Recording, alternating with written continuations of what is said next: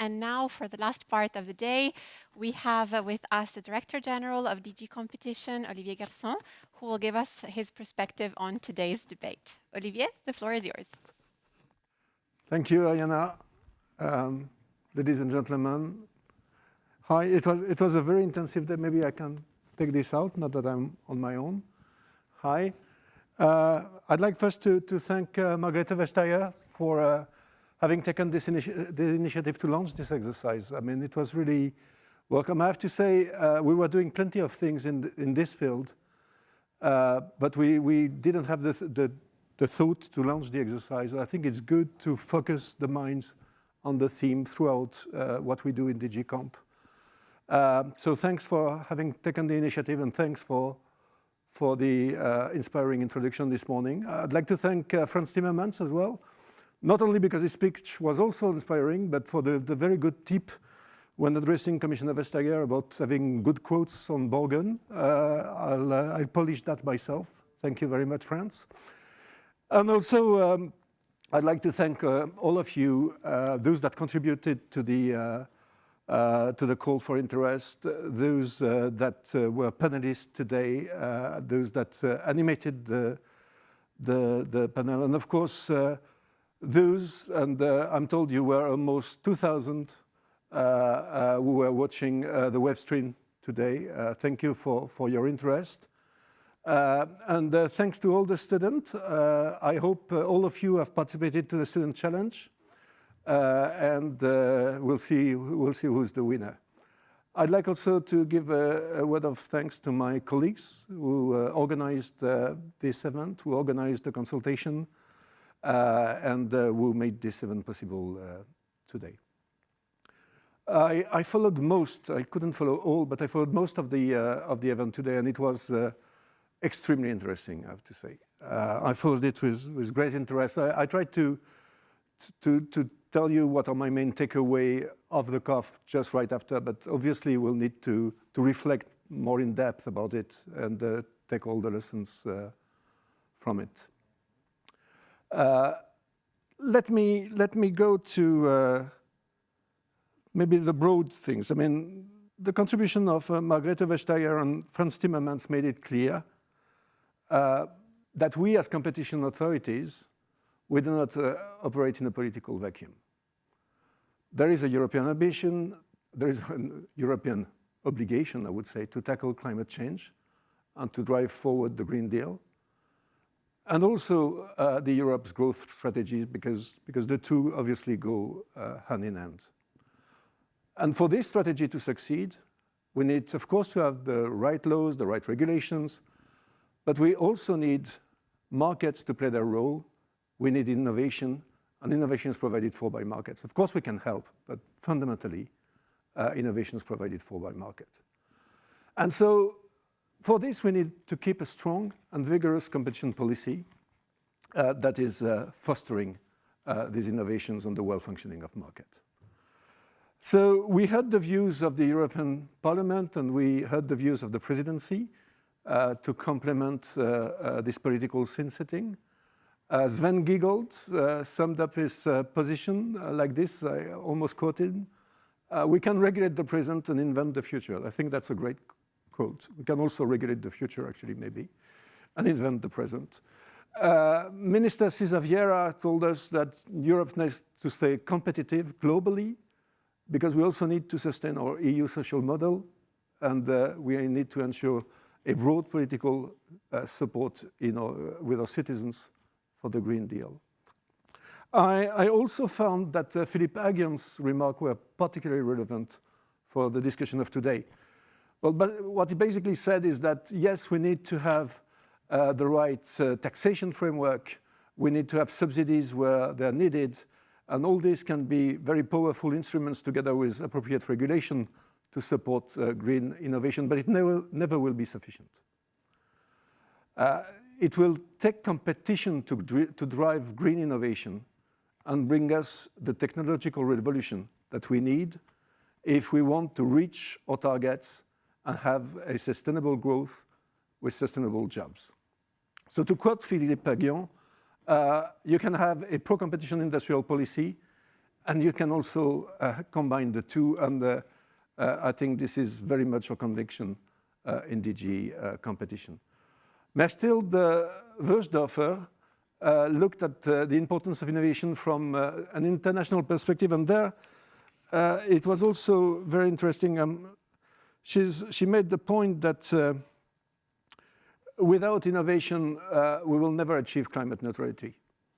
And the reason for this is that we estimate that half of the technologies to achieve the Green Deals are not yet mature or actually invented.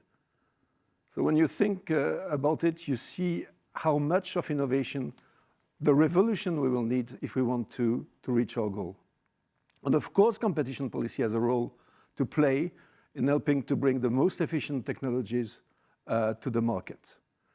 So for me, innovation was very much the key theme today, and it ran like a red thread through all the panels. And of course, the second one, which was on innovation, green growth, and the competition rules. So competition to innovate, for all the reasons I've just explained, becomes a key element for us to keep in mind when we enforce the European competition rules. What we learned from the second panel today is that this has very, very practical implications. So first, Kadri Simon, our Energy Commissioner, explained that our goal of climate neutrality by 2050 will fundamentally transform our energy system. So we set the direction last year with a number of strategies like the one on hydrogen, and we will follow up this year with a full set of legislative proposals under the Fit for 55 package. And the green transition will be supported with an unprecedented amount of European resources alongside, set to be spent on climate-related investment. You have to figure out that about a third of the multi-annual financial framework, the next 7 years of EU spending, and the Recovery and Resilience Facility that was designed to help member states in their efforts towards speed and sustainable recovery will be spent on green.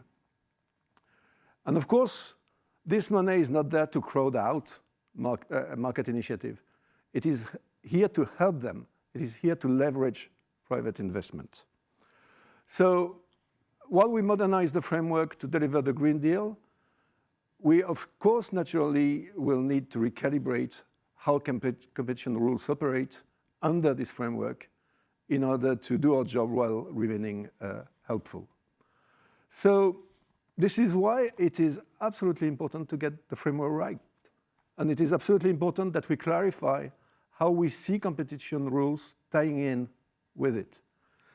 And in that respect, that was very much the point that the CEO of SNAM, Mr. Alvera, made when he gave the example of hydrogen, where he explained how the current regulatory system needs to be adapted.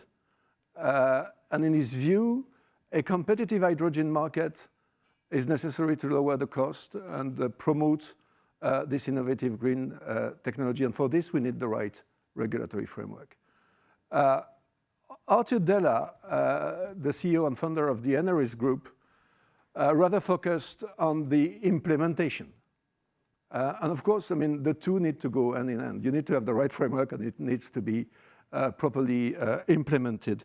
But the point that he made was really focused on coordination efforts. He stressed coordination efforts between the various stakeholders in a context of various European national rules applying at the same time as being the real challenge when implementing a holistic approach to innovation for the green transition across the whole value chain. And I think this is a point that is also very well taken.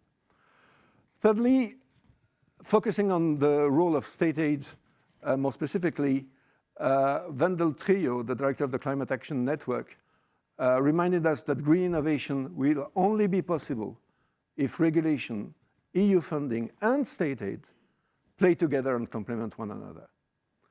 So the Commission should use the ongoing review of the state aid guidelines to bring the rules in line with our green ambitions and help directing the resources to the technologies of the future. And we firmly decided to do so indeed.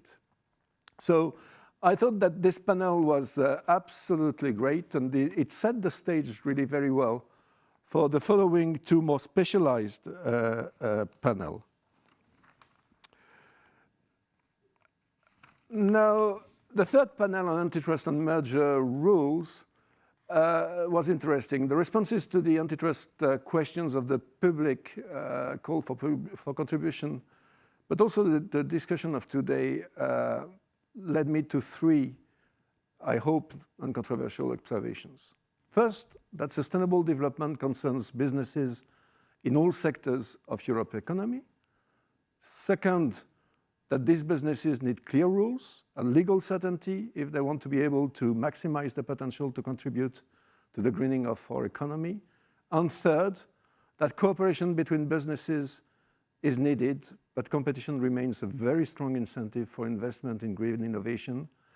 And where views diverge, conversely, is on what needs to be clarified and how.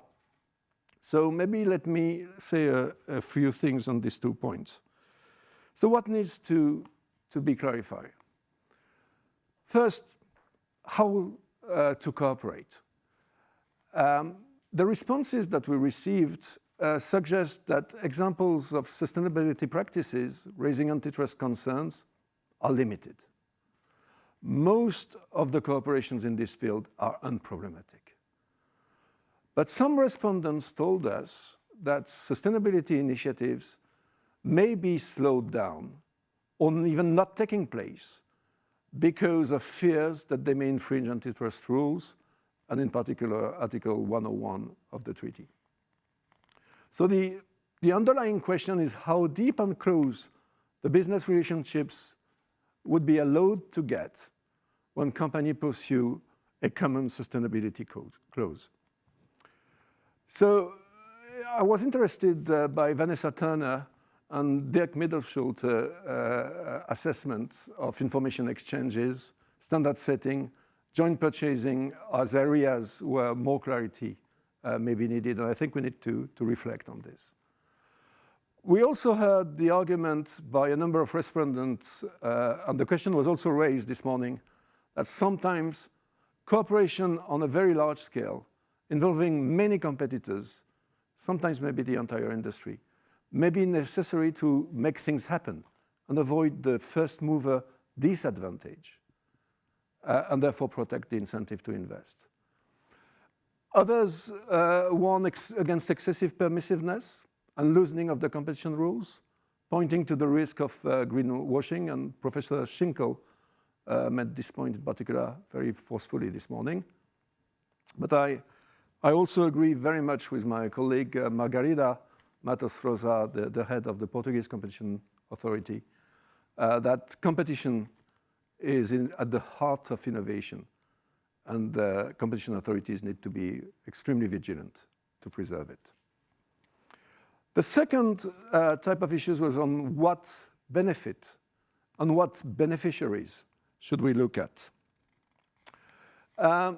So whether and how to assess sustainability benefits under Article 101(3 while avoiding greenwashing is a trade-off that we need to address. There is almost a consensus that genuine sustainability benefits can be accommodated in the antitrust assessment, at least where they lead to higher quality or new products being put in the market. But where views diverge is on how flexible the condition of Article 101(3 should be and how much they could be stretched to accommodate a broader range of sustainability benefits. And we have a debate about this, including within the European Competition Network, with some, like our Dutch colleagues, front-running with a number of innovative ways of doing, and they put very thought-provoking questions on the public debate. So some argue that the notion of consumers should be extended to include not only these consumers in the relevant market that have suffered the harm of the practice, but citizens or even society at large. Others, and this was the case of Dirk Middelschulte, bring in the importance of taking a longer-term perspective on accounting for future generations, maybe a longer-term perspective than what we do usually under competition rules. Another question was stressed by Vanessa Turner when she emphasized concern about the meaning of what is a fair share under Article 101(3). So do consumers receive a fair share when they are fully compensated or for less than that? So all these questions, of course, interlink. Should you consider the same set of consumers? What is the concept of fair share? Is an agreement taking place outside of Europe that reduces massively emission in a foreign jurisdiction but results in higher prices in Europe? How would we deal with this? All these are quite tricky questions, and we need to put quite a bit of thought into digging into it. And depending on the answers that we will give and the choices that we will make, the implications for antitrust enforcement could be rather significant. If we have to take into account all environmental benefits, irrespective of whom and where they occur, of course, the scope of the investigation becomes virtually limited, and so would be the resources and the expertise needed. The speed of enforcement would be affected, and maybe the enforcement altogether. So I think we'll need to, we have something, an expression in French, we will need to seek how to keep the church in the middle of the village. And try to help while not giving away enforcement of core competition principles on the ground of would-be benefits for environment. I think that will be the political trade-off that need to be decided by our political authorities. So we will have to think thoroughly about how we will do this, and this is what we want to do in the months to come. So how should you provide more clarity? The speakers this morning agreed that the legal framework we have is basically good enough and fit for purpose. Of course, it needs adaptation. Of course, we need to reinterpret it in some parts, but it doesn't need fundamental changes. That's the main message I receive. Martin Peter Schinkel even pointed to dangers and risks if we would try to fundamentally change it. But it certainly needs clarifications. And the respondents to the call for contribution offered a wide range of ways to do this. Let me name just but a few. Updating the existing guidelines on vertical and horizontal agreements, which we are doing anyway, in particular through extending the scope of the block exemptions, having more of an open door policy allowing business to share their concerns with the Commission without risking follow-up investigations on prohibition. That I think, frankly, we are already doing. As we are already providing guidance, probably we need to go further. Why? Because as I said earlier, and as was clear this morning, if we want to have the breakthrough innovation we need, companies will need to cooperate to a greater extent than they did in the past. And it will be very, very committal for them on a very long-term basis. And of course, if they think they have the slightest chance that 3 years down the road, they will be caught by an antitrust investigation, it's not only the fine, it is that you would have to reassess your whole strategy. And that's never good. That's not good for them, and that's not good for climate change mitigation. So I think we would indeed have to engage more than we've been doing in the recent past into individual guidance.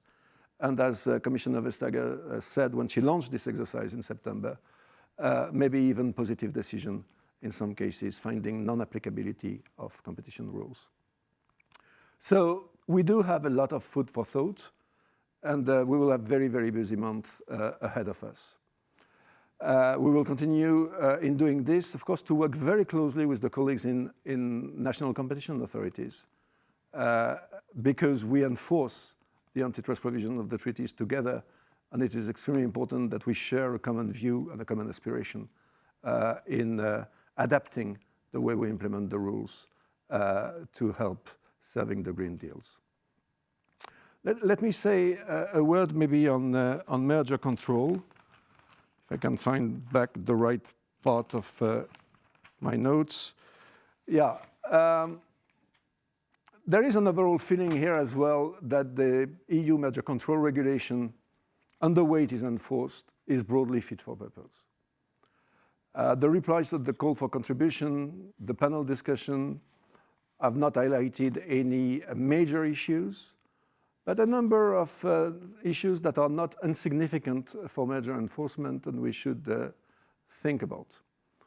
The major point, I think, was the importance again of innovation. Frankly, when we hear from other corners invitations to be maybe a bit less forceful in the way we implement merger control, if we want to get innovation, I think this is a point we need to be very alert to when we exercise our duties. Evidence points at healthy competition creating an environment where innovation can thrive. And as said, this is the thread of all this day. We will need innovation. As Frans Timmermans said this morning, this is where the digital challenge and the environmental challenge meet. We will need major and disruptive innovation if we want to be able to reach our goal. There is a broad consensus that therefore the Commission should enforce and pursue possible innovation theories of harm in merger cases. A particular concern was raised about incumbent companies when they have a strong position in businesses that are not necessarily environmentally friendly, and they acquire small undertakings, startups, disruptors, very active in green innovation. So this is a variant of what we call killer acquisitions, which you see also in pharmaceuticals and in big tech. This is, of course, an even greater concern if most of the innovation is done by smaller players, because you can kill innovation that way and decide which one you will pursue, which one you will kill, well, the market should decide for that. So we heard this today quite forcefully from my colleague Margarita Matos Rosa. Philippe Aghion in the first panel was quite clear about the role of innovation, I would say.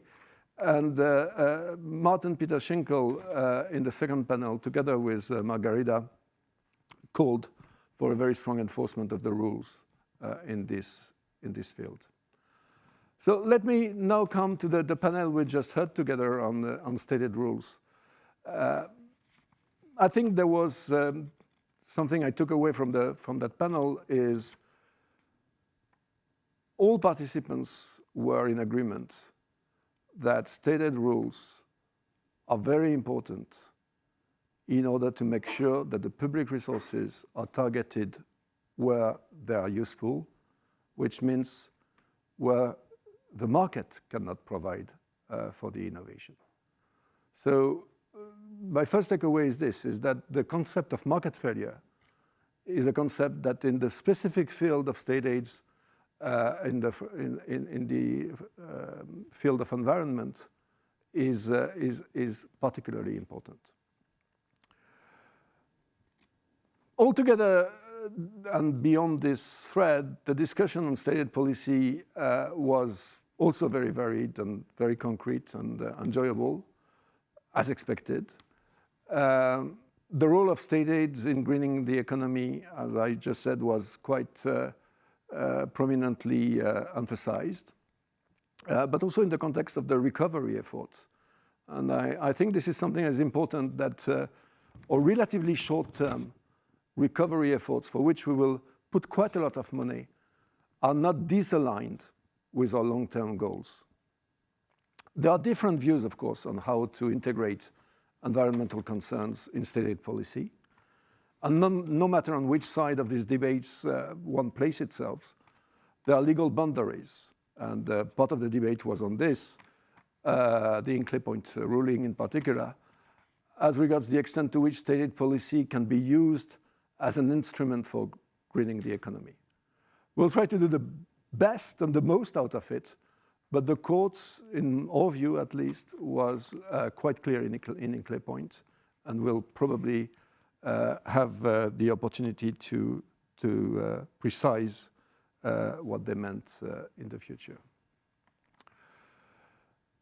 Margrethe Vestager made clear this morning in her opening remarks that competition and stated rules must play their part in contributing to the green and digital transition of the economy. But we must not lose sight of the fact that competition is also there to protect consumers and to protect the integrity of the internal market. So I would say it should play its part, all its part, but competition policy cannot do everything. It cannot substitute regulation. It cannot substitute tax policy. It should play alongside this while keeping in mind what it is here primarily to protect, which is the wealth of consumers and the fairness in the market. So we need to ensure that state aid is well targeted, including when it is about green objectives, because we don't have that much of public money to spend, because we do not want to crowd out the market, and therefore because it is important that every euro we spend is spent when it makes a difference.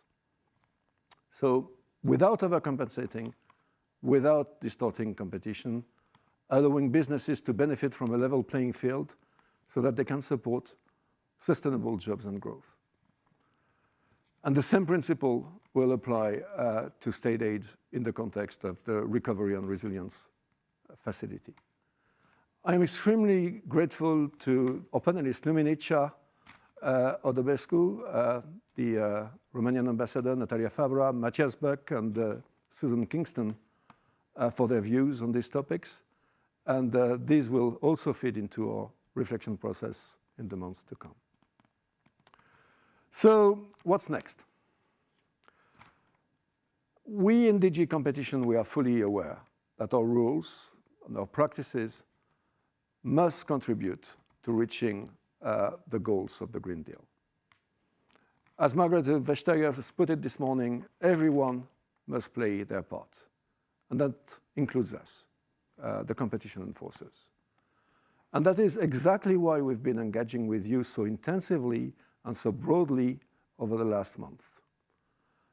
As you know, we are currently reviewing many, almost all actually, of our rules, in particular in the areas of state and antitrust, but also in the area of merger.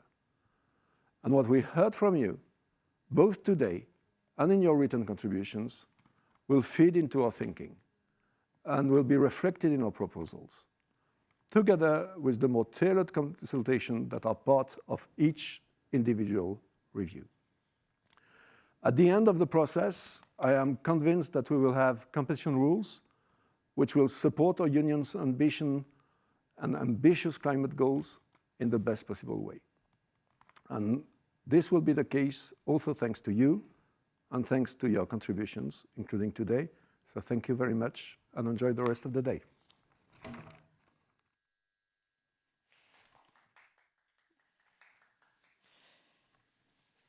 Thank you, Olivier. Thank you very much for having concluded the day with us. This brings us to the end of our interesting day together. I would like to thank, first of all, Executive Vice President Vestager and Executive Vice President Timmermans, all the moderators, the panelists that were here with us today. Let me thank also the colleagues who have put great effort in making all this possible. And of course, thanks to you for your time and contributions. Just in case you want to watch all of this again, it will be available on our website, together with the information on the ongoing student challenge. With this, I close. Thanks again, and have a lovely afternoon. Goodbye.